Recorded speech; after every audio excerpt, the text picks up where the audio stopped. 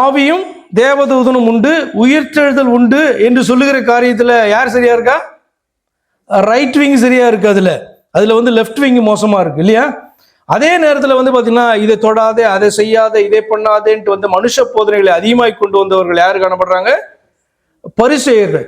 ஆனால் நாங்கள் எல்லாவற்றையும் மீறுவோம், எல்லாவற்றையும் வந்து பார்த்தீங்க அப்படின்னு சொன்னா நாங்கள் செய்வோம் என்று அவைகள் எல்லாம் முழுசா எதிர்க்கிறவர்கள் சதுசேயர்ல காணப்பட்டாங்க.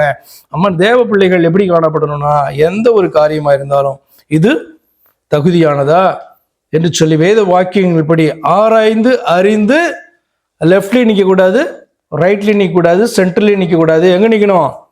சத்தியத்தை அறிந்து சத்தியத்திற்கு உறுதுணையாக நிற்க வேண்டும். அவன் தான் யாரு?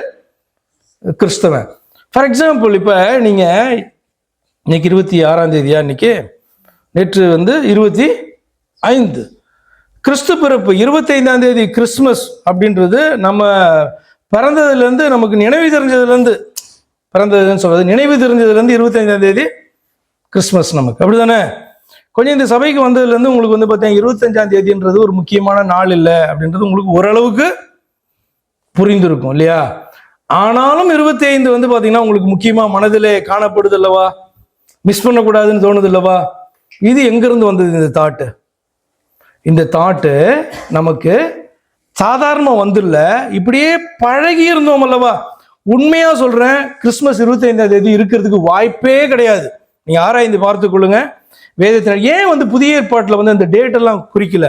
பழைய ஏற்பாட்டில் நீங்க பார்த்துருப்பீங்களா, இந்த வருடத்துல இந்த மாதத்துல இப்படி சொல்லியிருக்கோம்ல, அந்த ஹீப்ரு கேலண்டரின் அடிப்படையில் அந்த ஃபெஸ்டிவல்ஸ்க்கு.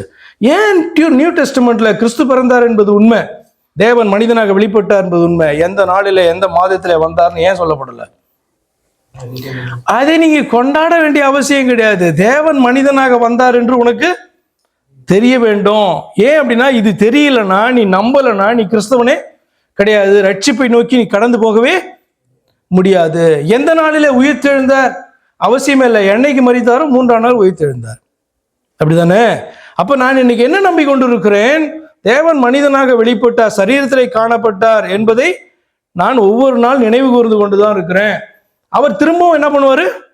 இந்த பூமிக்கு வருவார். அது வரைக்கும் இந்த விசுவாசத்துல நான் காணப்பட வேண்டும் அப்படின்ட்டு வேதம் கற்றுக் கொடுக்குறேன்.